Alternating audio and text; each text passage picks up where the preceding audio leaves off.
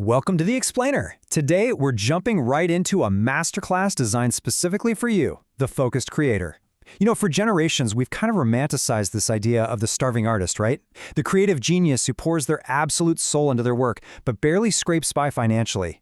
Well, it is time to completely shift that mindset. You are no longer just an artist hoping for a lucky break. You are becoming a savvy, intellectual property asset manager. Your creations are powerful, lasting assets, and today we're going to map out exactly how you protect, manage, and profit from them in a seriously complex digital world.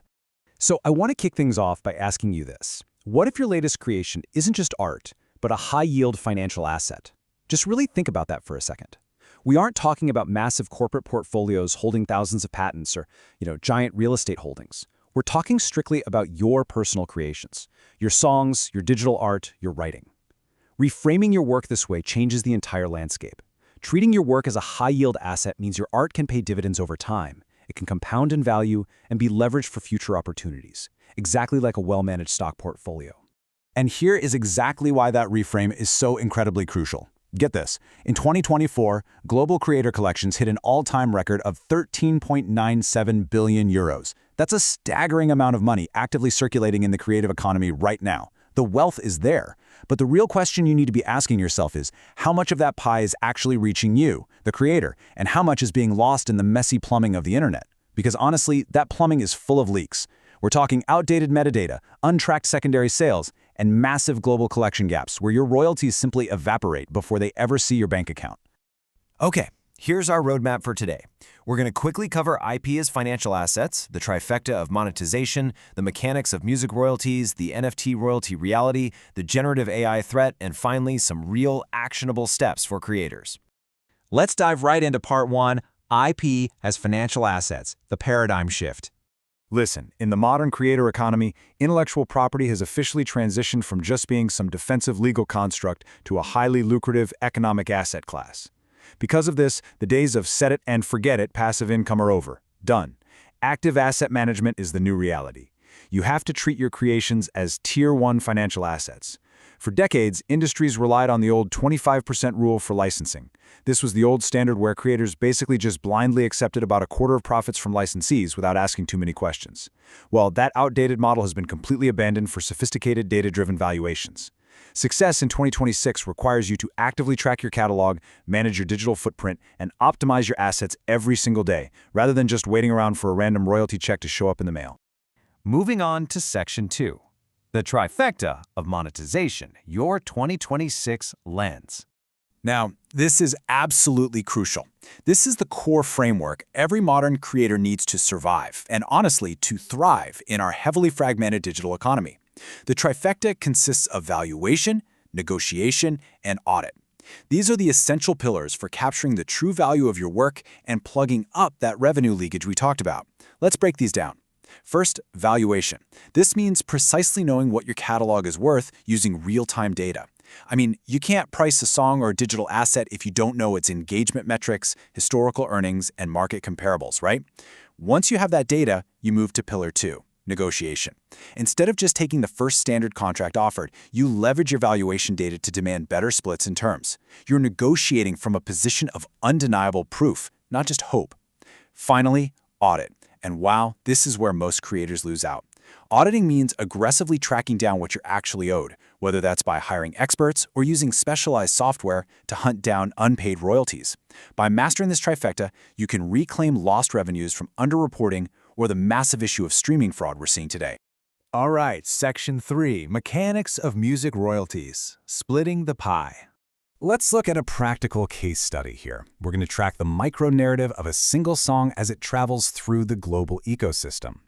You see, there's a strict legal separation that exists in music. Every single song actually has two separate copyrights. First is the composition. That's the actual lyrics and melody, which is owned by songwriters and publishers.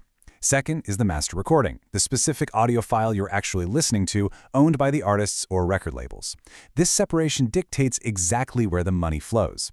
For instance, the 2026 US physical mechanical rate is 13.1 cents per copy for the composition, while streaming mechanicals take 15.3% of allocated revenue.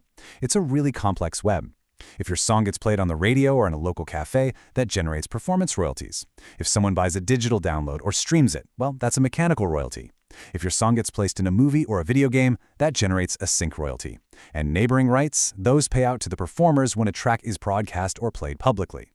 You literally must actively register for every single one of these distinct streams if you want to get fully paid. Let's jump to part 4, the NFT royalty reality, promise versus practice.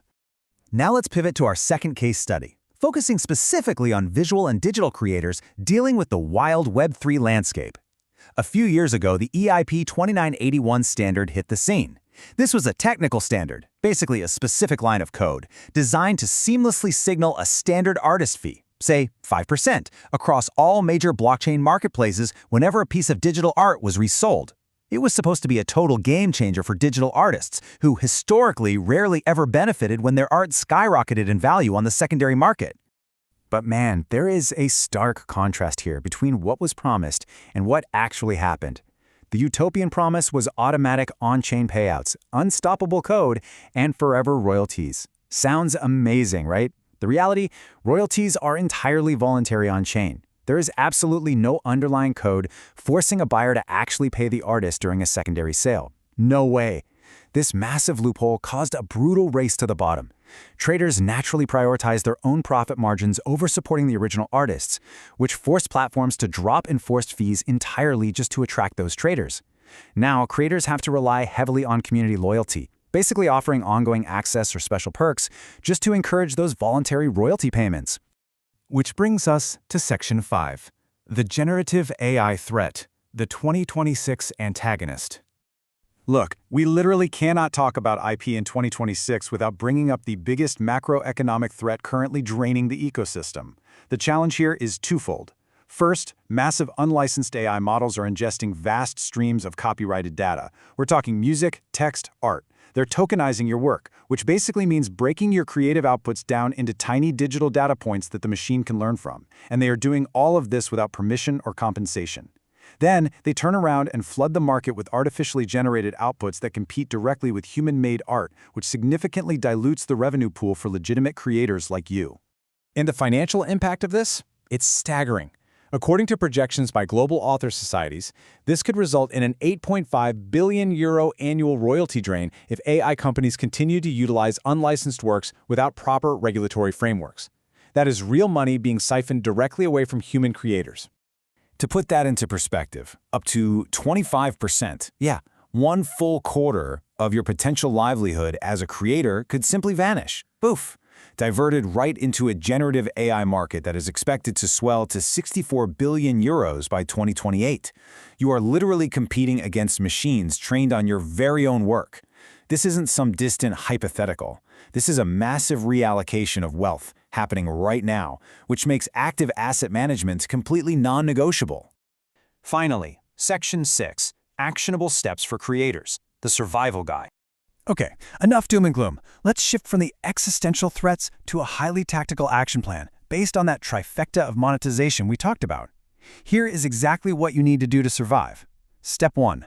Register your works everywhere. This means signing up with PROs, performance rights organizations, which are the groups that actively collect money when your work is performed publicly. You also need to register with mechanical licensing collectives, and if you're in Web3, ensure you implement that EIP 2981 standard code. Step 2. Secure flawless metadata. You need an ISRC code, which is essentially a permanent digital fingerprint for your specific audio recording. You also need an ISSWC code, which is a separate digital fingerprint for the underlying written composition. Let me be clear. If that fingerprint data is wrong, the royalty money literally cannot find you. Step 3. Build community utility to incentivize those secondary royalty payments in digital art. And Step 4. Audit regularly. You should be auditing your licensees and platforms every 2 to 3 years to catch the 5 to 15% of revenue typically lost to underreporting. Despite all these massive technological disruptions from Web3 and generative AI, I need you to remember this core truth. The value of IP will reside in its humanity and its legal substance. Human creativity remains the absolute driving force of the global economy. Your humanity, your unique perspective, is exactly what makes the art valuable in the first place. The legal substance, the codes, the registrations, the audits, that is how you protect it. So, I'm going to leave you with this lingering question. In the age of AI, are you actively managing your IP, or is it managing you? Stop being a passive participant just hoping for the best. Take these tools, apply the trifecta of monetization, and start wielding your intellectual property like the true, active asset manager you are in 2026. Thanks for joining me on this explainer, and I'll catch you in the next one.